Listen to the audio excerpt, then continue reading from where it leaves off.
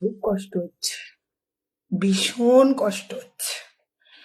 আজকে ন্যাকামিটা করতেই হবে, আজকে চোখের জলটা বেরিয়েই যাবে। ভাবতে পারিনি, কোনোদিন ভাবতে পারিনি।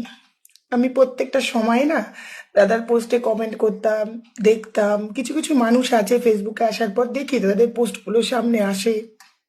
খুব কষ্ট হচ্ছে, খুব কষ্ট হচ্ছে। কেন জানেন? আমিও ছাদের ওপরে চলে যাই, ছাদ থেকে ঝাঁপ দেব। আমিও ভাবি আমি এইটা করব। আমি আর বাঁচতে পারছি না, আমার দেয়ালে পিঠটা ঠেকে গেছে, আমিও ঠিক ওই জায়গাটাতেই হয়তো দাঁড়িয়ে আছি। কিন্তু কোনো একটা জায়গা থেকে দাঁড়িয়ে আমি বেঁচে আছি আমার ছেলে মেয়ের জন্য, আমি বেঁচে আছি আমার বাবা মায়ের জন্য। কিন্তু বিশ্বাস করুন, একটা সময় মানে আমি এখন যে পরিস্থিতির মধ্যে দিয়ে যাচ্ছি, আমার সত্যি আর আমার কারোর জন্য এতটুকু কষ্ট হয় না। মায়া মমতা সবকিছু, জীবনে বেঁচে থাকার ইচ্ছাটাই চলে গেছে।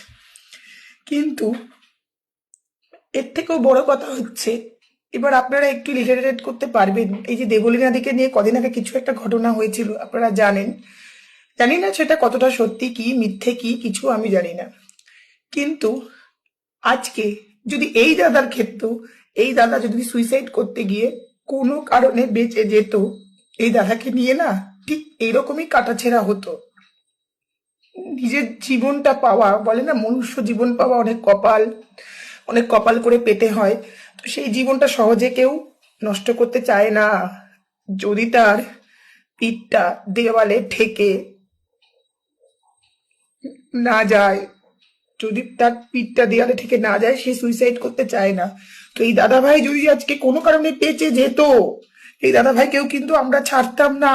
আমরা বলতাম দাদাভাই অভিনয় করেছে, দাদাভাই অভিনয় করেছে, দাদাভাই সিম্প্যাথি অর্জন করেছে, দাদাভাই ভিউজ কামানোর জন্য করেছে। কারণ আমাদের জন্য, আমরা যারা ফেসবুক করি বা ফেসবুকে বাইরের লোকেরা, তারা মনে করে আমাদের কোনো জীবন নেই। আমাদের জীবন মানেই লাইক, কমেন্ট, শেয়ার, ভিউজ। আমরাই বলতাম এই যে আমি চোখের জল ফেলছি, বা এরকম অনেক অনেক অনেক মানুষ দাদাভাই দুটো চোখের জল ফেলছে না, প্রত্যেকে বলতো অভিনয় করেছে, ভিউজ কামানোর জন্য কন্টেন্ট বানিয়েছে, কন্টেন্ট। আমরাই বলতাম। কেন বলুন তো? দিন শেষে আমরা মানুষ, আমরা জানোয়ার নই। যদি আমরা জানোয়ার হতাম তাহলে বলতাম না, আমরা মানুষ, আমরা হচ্ছে মানুষ, এই জন্য আমরাই বলতাম।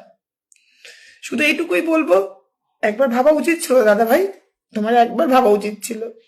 জানি না কি সমস্যা হয়েছে এক্স্যাক্টলি, তুমি কোন জায়গা থেকে গিয়ে মানে কতটা দূর না গেলে কেউ এই ডিসিশনটা নেয় আমি জানি দাদা ভাই। আমি তোমার সাথে নিজেকে অনেকটা রিলেটেড করতে পারছি। আমিও দিনে রাত্রে শুধু ভাবছি আমি কিভাবে মরবো, নিজেকে শেষ করে দেবো। কিন্তু হয়তো আমি বেঁচে আছি, বেঁচে আছি। তো শুধু এইটুকুই বলবো, তোমার আত্মার শান্তি কামনা করি। পৃথিবীর তুমি যেখানেই থাকো না কেন, তোমার দুটো বাচ্চা যে পৃথিবীতে আসছে আর যে আছে, তাদেরকে অনেক অনেক ভালোবাসা আমার তরফ থেকে। সবাই ভালো থাকুক, সুস্থ থাকুক, এর বাইরে আর কিছু বলতে পারছি না।